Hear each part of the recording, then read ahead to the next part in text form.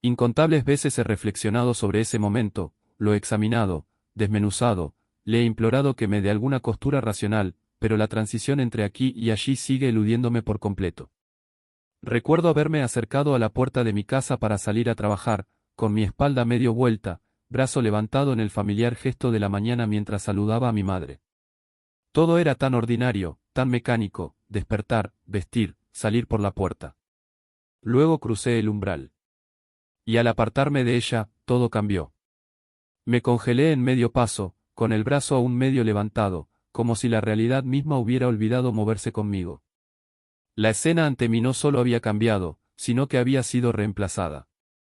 El sol recién salido había sido desplazado por uno moribundo, sus últimos rescoldos humeantes en los techos en un siniestro resplandor anaranjado. Estaba en un mundo que se parecía al mío solo en la forma en que un sueño se asemeja a la vida de vigilia, contornos familiares con el rostro de un extraño. Mi mente se activó en un temblor frenético y analítico, buscando cualquier pedazo de sentido. Algo fundamental había sido violado. Saqué mi teléfono con manos temblorosas, 6:45 de la mañana.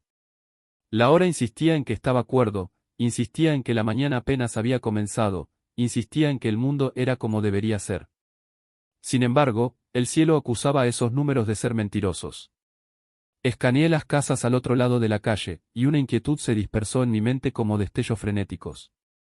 Al principio, no podía identificar lo incorrecto, mi cerebro lo rechazaba, se negaba a registrar lo que veía. Pero luego los pecados arquitectónicos se revelaron: ventanas colocadas a alturas imposibles, marcos de puertas inclinados como mandíbulas distorsionadas, chimeneas dispuestas de lado como si se burlaran de la idea de la funcionalidad. Las casas se erguían como parodias malformadas, impresiones retorcidas que alguien, o algo, había esculpido tras entender vagamente cómo debía lucir un hogar. Tratar de rastrear el momento de transición hasta un solo parpadeo, un tropiezo, un aliento resultó inútil. Sin embargo, de alguna manera, 30 minutos se escabulleron de mí. El sol había comenzado a hundirse aún más bajo, enroscándose detrás del horizonte como una bestia moribunda, antes de que siquiera reconociera el paso del tiempo. Un pánico delgado y aterrador comenzó a rasguñar en mis pensamientos. Me retiré a mi casa. Todas las luces estaban apagadas. Mis llamados a mi madre no recibieron respuesta. El silencio dentro de la casa no era meramente vacío, era expectante, como un aliento contenido. Busqué el interruptor de luz más cercano y lo accioné. Nada. De nuevo. Y otra vez. Lo accioné con creciente furia, como si la persistencia sola pudiera obligar a la habitación a obedecer, pero la oscuridad se aferraba obstinadamente a cada rincón. La ausencia de mi madre, tan inmediata, tan inexplicable, esquiló la frágil compostura que había intentado mantener. La hora decía mañana. El mundo decía noche. Ella acababa de estar aquí. Ahora la casa se sentía abandonada, vacía. Me desplomé en la escalera con las rodillas apretadas contra mi pecho y lloré, sin ayuda, desorientado, y temblando bajo la presión de una realidad que ya no seguía sus propias reglas. En algún lugar en medio de mis sollozos, mis oídos se adaptaron al opresivo silencio, agudizándose como los de un depredador por instinto. Debajo de ese silencio, tenue pero inconfundible, escuché pasos. Delicados, distantes. Me levanté, con el corazón golpeando, y seguí los sonidos fantasmas. Pero cada habitación estaba vacía.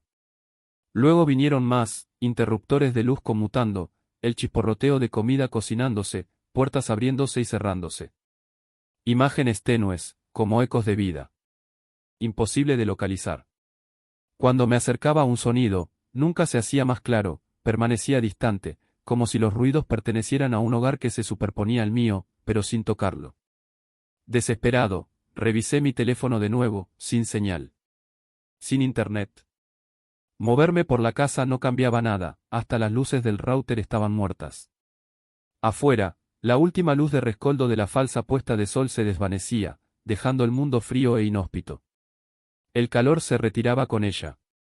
Di un paso hacia la acera en un último intento por alcanzar a alguien, cualquiera, y bajo la luz de la calle, mi teléfono de repente se iluminó con una sola barra de señal. Hacía un frío antinatural, un frío sin estación, el tipo que se siente menos como aire y más como una presión invisible que absorbe todo calor.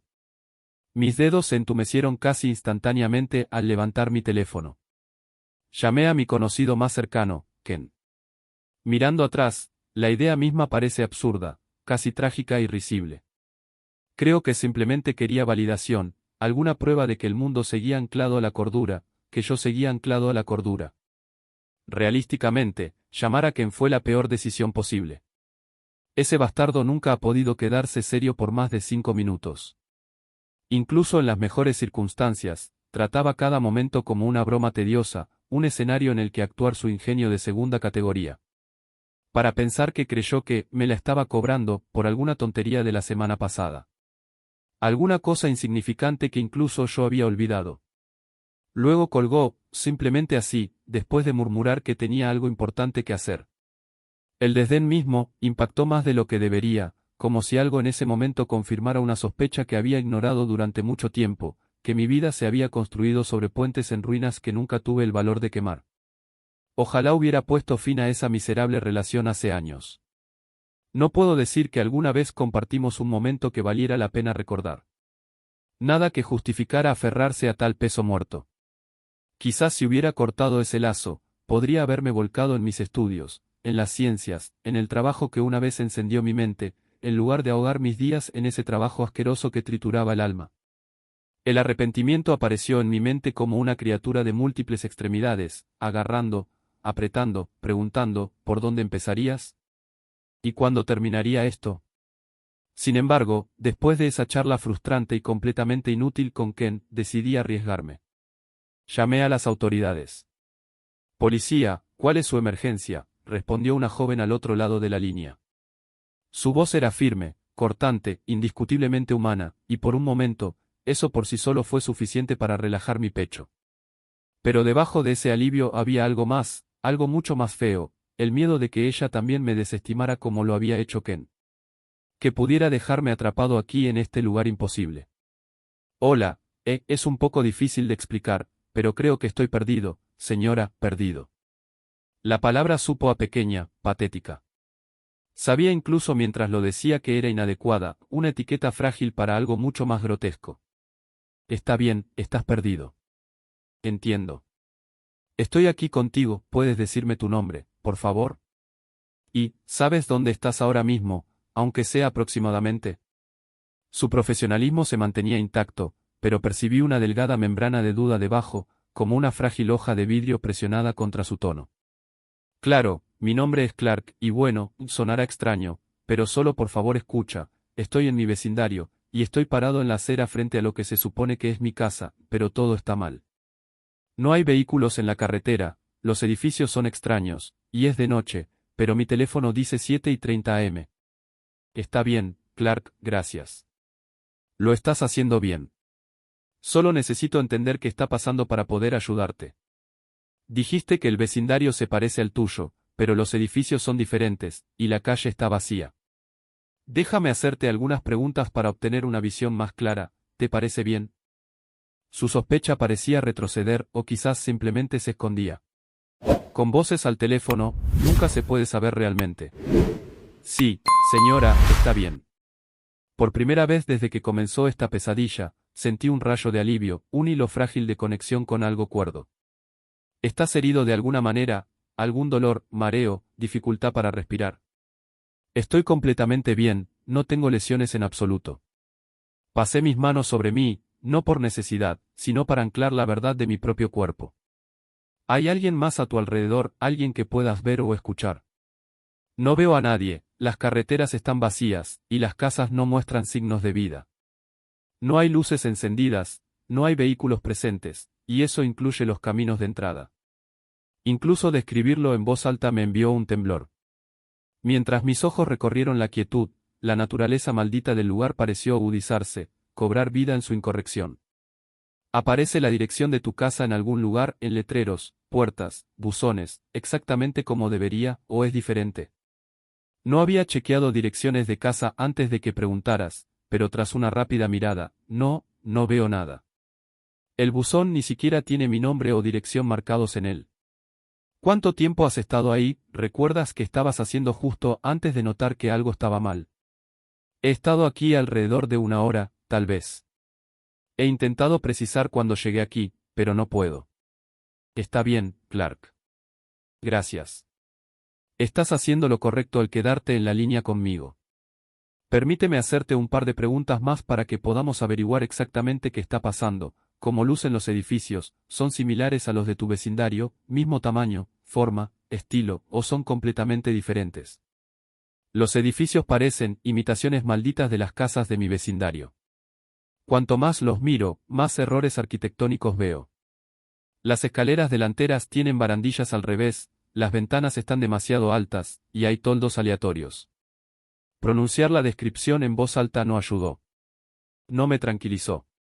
Si acaso, profundizó el horror, como si nombrar algo lo hiciera más sólido, más real e irrevocablemente. ¿Oyes algo en absoluto? Viento, animales, coches distantes, electricidad, algún sonido ambiental. Oigo débiles sonidos de vehículos en movimiento y vida que pasa como debería, pero no veo indicios de nada aquí. Si miras hacia abajo a tus pies, el suelo se ve normal. Pavimento, yerba, se ve como debería estar, o también se ve raro. Nada se ve bien, todos los colores y texturas no son como deberían ser. No puedo precisar qué es, pero, por ejemplo, el verde de la yerba no es natural. Se siente más como si lo hubiera pintado un pintor que falló en su mezcla de colores. Gracias, Clark, eso es muy útil. Estás describiendo todo con mucha claridad. Me ayuda a entender cuán estresado o inseguro te sientes. Ahora voy a iniciar un rastreo en tu llamada. Necesito que permanezcas en la línea mientras el sistema trabaja, ¿de acuerdo? Puede llevar unos momentos. Puede que escuches un breve clic o algunos estáticos, eso es normal. No cuelgues. Hubo una breve pausa. Nada más que su respiración tranquila hilada en el silencio, un lazo extrañamente humano estirándose a través de un abismo de irrealidad. Clark, estoy obteniendo un patrón de enrutamiento inusual en tu señal. No se comporta como una conexión móvil normal. Voy a ejecutar un rastreo secundario. Solo quédate donde estás. No te muevas a menos que realmente debas hacerlo. Otra pausa. Esta vez, escuché el susurro más tenue, accidental, involuntario. Eso es, no un rebote de torre estándar. Un escalofrío caminó por mi piel. Clark, aún tengo tu voz con claridad, pero los datos de ubicación no coinciden con ninguna coordenada física. Están a la deriva. El sistema está tratando de bloquearte, pero la firma de retorno está distorsionada. Voy a mantener el rastreo funcionando. Permanece en la línea. No te desconectes. Está bien, está bien. Solo dime qué necesitas que haga. Está bien, he reanudado el rastreo. Necesito que permanezcas lo más quieto posible durante los próximos segundos. El sistema funciona mejor cuando la persona que llama no se está moviendo. Por favor, avísame tan pronto como ya no te estés moviendo. No me estoy moviendo. De acuerdo, bien. Quédate así. Estoy ejecutando el rastreo secundario ahora. Puede que escuches un pequeño clic, no te alarmes. Mientras sostenía el teléfono en mi oído, el aire a mi alrededor parecía apretarse. La temperatura cayó, aguda, repentina, como si algo hubiera inhalado todo calor. Un terror que no puedo describir vació mi pecho. Clark, la huella de señal que estoy recibiendo de tu teléfono es extremadamente inusual. El sistema está intentando triangularte, pero cada vez que se bloquea en una coordenada, se desplaza unos pocos metros y luego se reinicia por completo, casi como si tu dispositivo estuviera superponiéndose a múltiples ubicaciones a la vez. Aún te escucho con claridad. La calidad de tu voz es estable. Pero la señal de retorno, la parte que nos dice dónde estás, no se comporta como ninguna llamada normal que hayamos visto. Estoy tratando con una herramienta de diagnóstico más antigua. Solo quédate conmigo. Antes de que se complete el escaneo, necesito que confirmes algo, los sonidos que estás escuchando, los coches distantes, la gente, ¿se están volviendo más claros, más fuertes, o siguen siendo tenues y apagados? Los sonidos siguen igual. Espera, no entiendo qué quieres decir con que mi señal está superponiéndose a múltiples ubicaciones a la vez. Sé que es confuso, Clark. Cuando digo que tu señal se está superponiendo, quiero decir que está regresando desde varias, espera. Algo acaba de cambiar. Un bajo zumbido vibró a través de la línea, seguido de dos suaves clics. ¿De dónde viene eso?, susurró, apenas audible. Clark, tu ubicación acaba de aumentar. Saltó medio kilómetro en fracción de segundo. Eso no es posible. Estoy iniciando un tercer rastreo. Mantente absolutamente quieto para mí, ¿de acuerdo? Un ligero estallido de estática. Luego. Espera.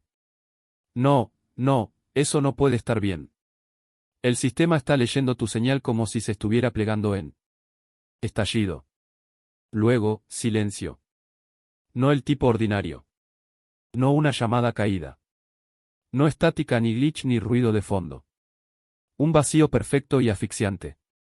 Mi temporizador de llamadas seguía avanzando en la pantalla. Hola, ¿puedes escucharme? Hola. Mi voz se sintió tragada, devorada por algo vasto al otro lado. El temporizador de la llamada se congeló en medio segundo. La pantalla parpadeó una vez. Llamada fallida, error desconocido, 000 Delta. Miré mi teléfono durante aproximadamente un minuto, un cóctel de emociones girando dentro de mí, ira, desesperanza, depresión, soledad, cada una sumida en la amargura de la otra, formando una mezcla viciosa de miseria que apenas podía tragar. Mis manos temblaban, el dispositivo se sentía más pesado con cada segundo, como si absorbiera la gravedad de mi situación. Necesitaba pensar. Necesitaba un plan.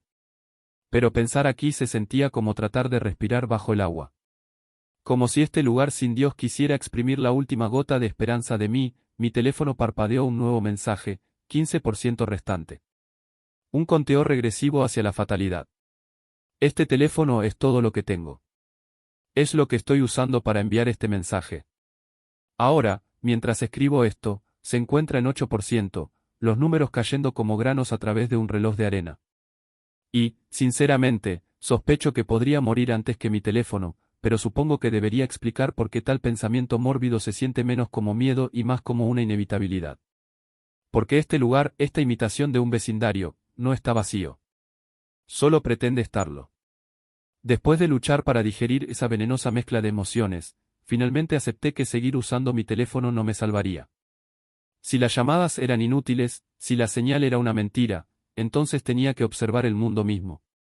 Tenía que enfrentarlo, por horrible que eso fuera. Razoné, si el teléfono no puede ayudarme, quizás algo, alguien, pueda. Aún era ingenuo entonces, aún aferrándome a la idea de que el mundo se comportaba bajo reglas que reconocía.